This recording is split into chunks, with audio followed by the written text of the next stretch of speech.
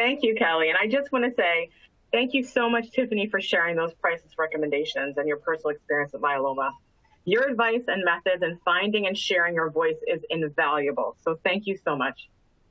So now that Tiffany has reviewed how to find your voice as a patient, I want to talk to you about how we as your healthcare team can best help you. I'm going to demonstrate or introduce a tool for effective communication. And this tool was designed to keep the patient in the forefront and understand the patient's preferences and allow the patient to be an active participant in their care plan.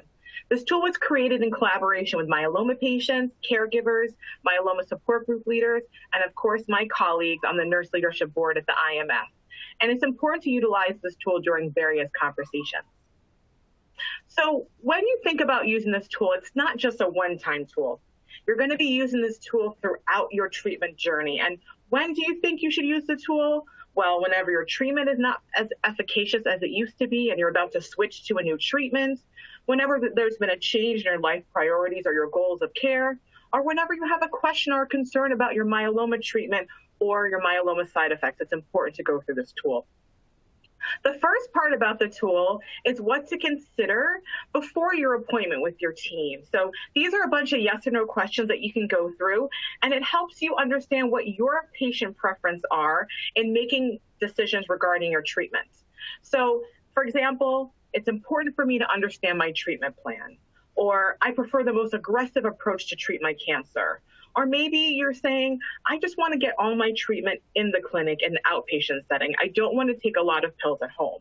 Or maybe you're one of those people who do want to take all your medications at home and minimize clinic visits.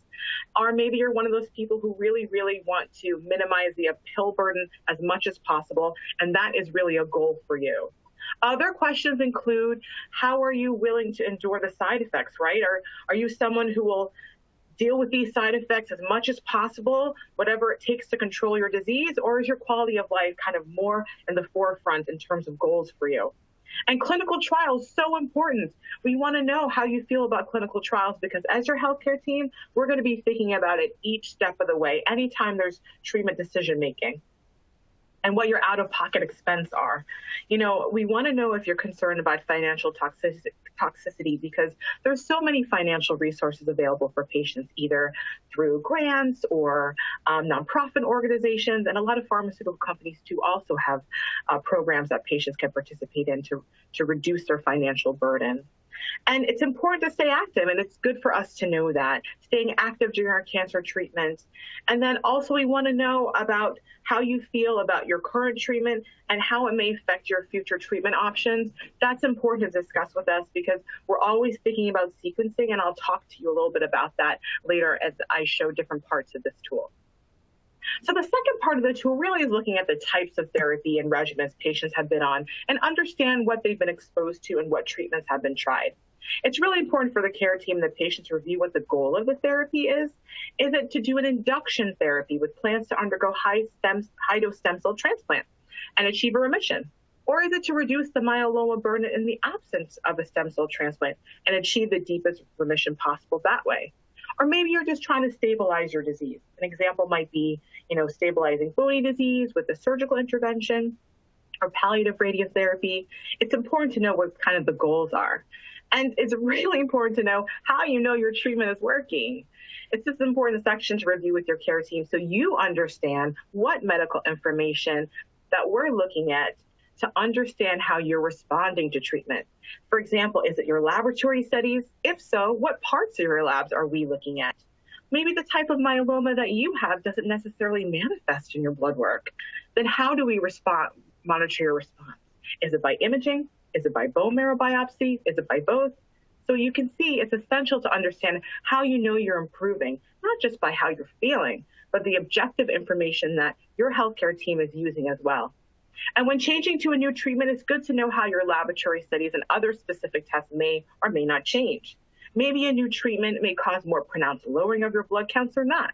Or maybe just specifically one part of your blood counts may be affected. Understanding side effects is important. We need to know how to anticipate particular side effects and what could happen with your treatment plan so you know what to expect and how your team will manage it. I did discuss earlier a lot of different side effects patients can experience on therapy, so you know what some side effects could be.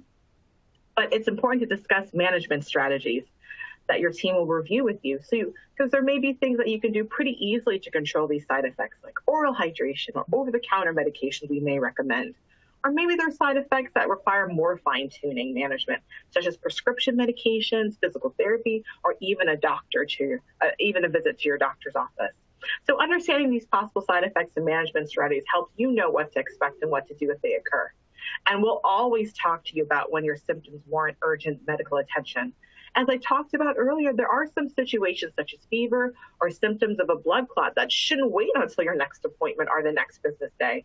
So knowing what these critical symptoms are will help better prepare you as a patient. And myeloma has come a long way. We have so many new therapies approved in the last 10 to 15 years, which is extraordinary and exciting, and there's more in the pipeline. And there's always clinical trials as future treatment options. Knowing what is available is important, and it's important to know what's appropriate for you, given each care plan is individualized. So even though there's a therapy that is approved for myeloma and hasn't been prescribed to you, there usually is a good reason why, and your team can explain that to you. Reviewing the sequencing of these therapies and why they are in particular order, it's usually based on previous therapy you've received or how many lines of therapy you've been on. It's a great discussion. And also discussing what you've had before that could potentially be recycled again, maybe in combination with a new therapy, is really good to know. And as I said before, clinical trials are an option at every step of the way during decision-making regarding treatment choices. Knowing what trials are available and good options can give patients a chance to be on promising agents that are being utilized in new and exciting ways, and sometimes in combination with standard therapies. And the last part really drills down to comparing different treatment options and how the side effects may or may not differ between them. This tool is comprehensive, but it's a fantastic way to keep track of your care and understand your individual disease thoroughly. More importantly, it's an effective way to have a dynamic conversation with your healthcare team. We always urge our patients and our caregivers to discuss all medical issues with your doctor or your healthcare provider, and you can even contact the IMF with your myeloma questions and concerns. At the bottom of the tool is the contact information for the IMF, including our phone number and the website.